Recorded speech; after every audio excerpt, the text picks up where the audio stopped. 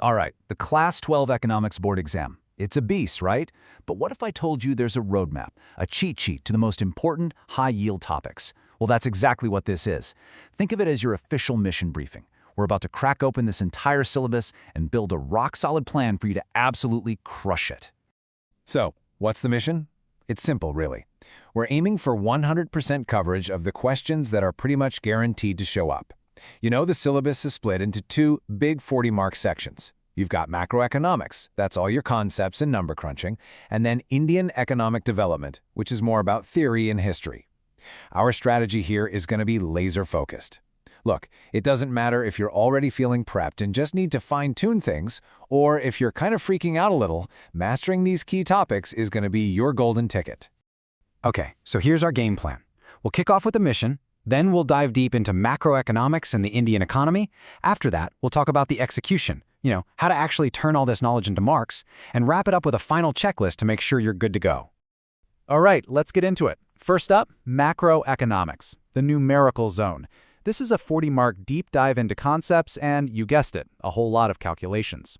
First up, we've got national income and its aggregates. This one's a solid 10-mark unit, so pay close attention. For your MCQs, the GDP deflator is a super common topic, a real high-probability target. Then, when it comes to the numericals, you can pretty much expect a 3-marker on the value-added method and a 4-marker on the expenditure method. But here's the real insider tip. For the big 6-marker, you're likely going to see a 4-mark numerical question paired with a 2-mark theory question on precautions. That's your blueprint right there. Next, we're on to money and banking, a 6-mark unit. And here's a heads up, case study alert.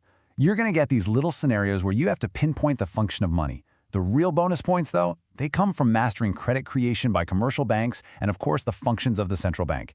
And seriously, make sure you know every single one of those quantitative measures. I'm talking bank rate, open market operations, the whole shebang. Okay, get ready, because we're about to talk about the heavyweight champion of the entire macroeconomics section. This next unit, it's worth a whopping 12 marks. That's right, Unit 3, Income and Employment. This is it. This is your most critical numerical zone. You have to watch out for those investment multiplier questions, especially the ones with missing value tables. They love to throw those at you as a 4-mark table with 2 marks of theory attached. Also, you got to be ready for a big complete numerical problem where aggregate demand equals aggregate supply. It's a classic. Moving on to Unit 4, the government budget. This one is all about the classification challenge. They'll give you an item, and you'll have to decide, is it a revenue receipt or expenditure? Or is it a capital one? But listen up. Here is the pro tip that can literally make or break your score on this question. You must give the reason why. Don't just write capital expenditure. No, you have to explain because it either creates an asset or reduces a liability. That's where the real marks are hiding. And our final unit for macro is balance of payments. Surprise, surprise, it's another classification grid. You've got to know if a transaction falls under the current or capital account, and then is it a debit or a credit? So for example, an investment from abroad, that's going to be a credit to the capital account. Simple as that. Oh, and make sure you're really comfortable with how the flexible exchange rate system works. That's a big one too. Okay, you can take a deep breath. We are officially done with the heavy number crunching. Now we're going to pivot to the second half of the paper, Indian economic development. This is the other 40-mark beast, but this time it's all about theory, history, and the incredible story of India's economic journey. So, Unit 6 takes us way back to the foundational period. We're talking from the eve of independence in 1947, looking at things like infrastructure, then moving through the whole era of 5-year plans up to 1990. Now, if you're looking for a hot topic from this period, it's got to be the debate over agricultural subsidies. Make sure you know the arguments both for and against them. It's a classic question. Still in Unit 6, we hit a major turning point, the 1991 economic reforms. You know them, liberalization, privatization, and globalization, or LPG. But here's the thing, the key skill isn't just knowing what those words mean. It's about critical appraisal. That's the key word. You absolutely have to be ready to argue both sides, the good and the bad, of these policies.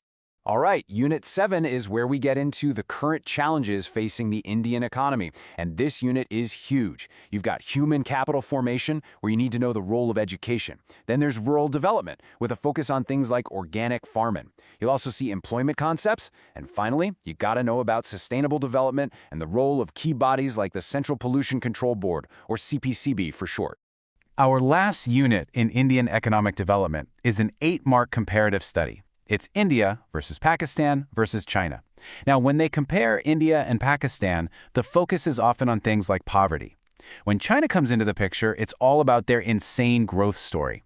And you'll also need to know about important groups like BRICS. That's Brazil, Russia, India, China, and South Africa, and, of course, the G20. So, okay, we've gone over all the important topics. You have the knowledge, but how do you actually turn that knowledge into marks on the paper? That's where the execution protocol comes in.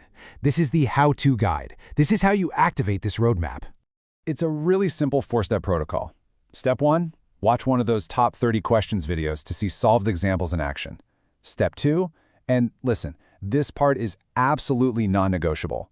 You have to focus on answer writing. Don't just read the answers in your head. Step 3, actually drill them. Physically write out the answers to practice your structure, your presentation, everything.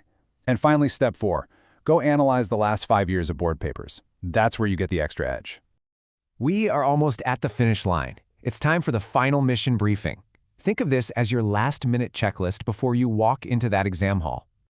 Okay, let's lock in the absolute must-dos. For macroeconomics, practice those missing value tables until you can do them in your sleep. For any classification question, have your why and because reasoning ready to go.